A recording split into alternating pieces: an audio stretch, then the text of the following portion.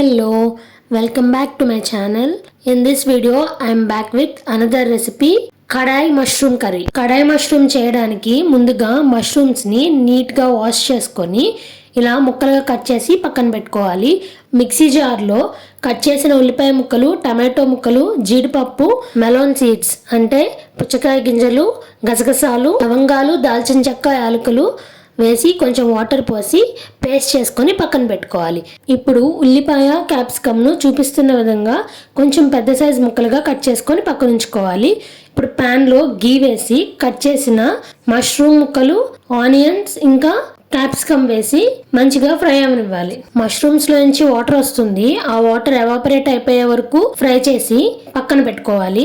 Again అదే pan లో కర్రీకి సరిపడా ఆయిల్ వేసి దానిలో ఒక బిర్యానీ ఆకు ఇంకా షాజీరా వేసి ఫ్రై అవనిచ్చి ఒక గుప్పెడు జీడిపప్పు కూడా వేసుకోవాలి.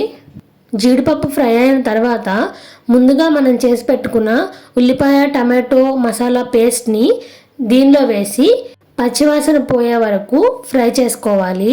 పచ్చివాసన పోయి ఇలా నూనె పైకి తేలిన తర్వాత కూరకి సరిపడా పసుపు, ఉప్పు వేసి దానిలోనే అల్లం వెల్లుల్లి ముద్ద కూడా వేసుకొని మరొకసారి ఫ్రై చేసుకోవాలి. మష్రూమ్ కర్రీస్ అన్నిటికీ ఒక ఆల్ ఇన్ వన్ టిప్ చెప్పనా? ఏ మష్రూమ్ కర్రీకైనా సరే గ్రేవీ బేస్ ఇదే తీసుకోవచ్చు. మనం ఇక్కడ క్యాప్సికమ్ యూస్ చేస్తున్నాం కాబట్టి కడాయి మష్రూమ్ అన్నాము. అదే పచ్చి బఠానీలు యూస్ చేస్తే, పీస్ యూస్ చేస్తే మటర్ మష్రూమ్ అవుతుంది. కర్రీ మొత్తం బటర్ యూస్ చేసి ఇంకొంచెం జీడిపప్పు గ్రేవీలో ఎక్కువగా యూస్ చేస్తే అదే మష్రూమ్ బటర్ మసాలా అవుతుంది. గ్రేవీ అనేది సేమ్ ఇదే పేస్ట్, బట్ మష్రూమ్తో పాటు దేన్ని యాడ్ చేస్తున్నామో దాన్ని బట్టి రెసిపీ చేంజ్ అవుతుంది.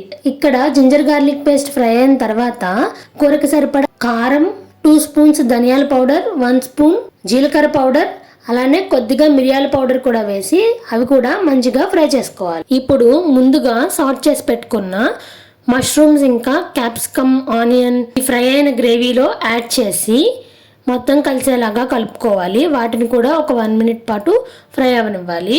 నా కొంచెం కొత్తిమీర వేసి కలుపుకొని కూరకు సరిపడా వాటర్ పోసి ఉడికించుకోవాలి.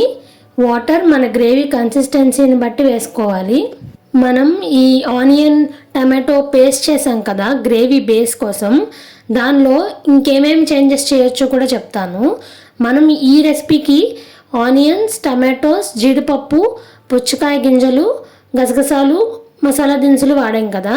సో దీనిలో ఈ పేస్ట్లో కంపల్సరీ ఉండాల్సినవి ఉల్లిపాయలు, టమాటో, జీడిపప్పు, ఇవి 3 మాత్రం కంపల్సరీ వేయాలి. అలానే మసాలా దినుసులు కూడా, లవంగాలు, దాల్చిన చెక్క అవి కూడా కంపల్సరీ వేయాలి. పుచ్చకాయ గింజలు లేకపోయినా లేదా గసగసాలు లేకపోయినా ఆల్టర్నేటివ్గా తెల్ల నువ్వులు కానీ, పచ్చి కొబ్బరి కానీ లేదా ఆల్మండ్స్ కూడా వేసుకోవచ్చు. టేస్ట్ చాలా బాగుంటుంది. Back to the recipe. Curry ఉడుకుతూ ఉంది. సో ఒకసారి టేస్ట్ చెక్ చేసుకొని ఉప్పు, కారాలు అడ్జస్ట్ చేసుకోవాలి. నాకు ఉప్పు, కారం కొంచెం తక్కువ వేసినట్టు అనిపించింది, అందుకే ఇంకొంచెం వేస్తున్నాను. అలానే కసూరి మేతిని డ్రై రోస్ట్ చేసి పౌడర్గా చేసుకొని అది ఒక 1/2 స్పూన్ వేయాలి. ఫ్రెష్ క్రీమ్ ఉంటే అది కూడా ఒక 2 టేబుల్ స్పూన్స్ వేస్తే టెక్స్చర్ స్మూత్గా ఉంటుంది. గ్రేవీ కన్సిస్టెన్సీ చాలా బాగుంటుంది. క్రీమ్ని లాస్ట్లో వేయాలి, ఎందుకంటే క్రీమ్ వేసిన తర్వాత ఎక్కువసేపు ఉడికించకూడదు. గ్రేవీ కన్సిస్టెన్సీ చూసుకొని స్టవ్ ఆఫ్ చేసే ముందు కొంచెం బటర్ లేదా ఘీ వేసి పైనుంచి కొత్తిమీర వేస్తే డన్. మీరు నన్ను ఫస్ట్ టైం చూస్తున్నట్లయితే నా పేరు యామిని. నేను ఇంతకుముందు చాలా వీడియోస్ చేశాను, ఒకసారి చెక్అవుట్ చేయండి. నచ్చితే డెఫినెట్గా సబ్స్క్రైబ్ చేసుకోండి. అలానే బెల్ ఐకాన్ క్లిక్ చేసి ఆల్ సెలెక్ట్ చేయండి, సో దట్ నేను ఏదైనా వీడియో పెట్టగానే మీ వరకు వస్తుంది notification. So that's it for the video. నచ్చిందా recipe? See you in the next video. Bye bye.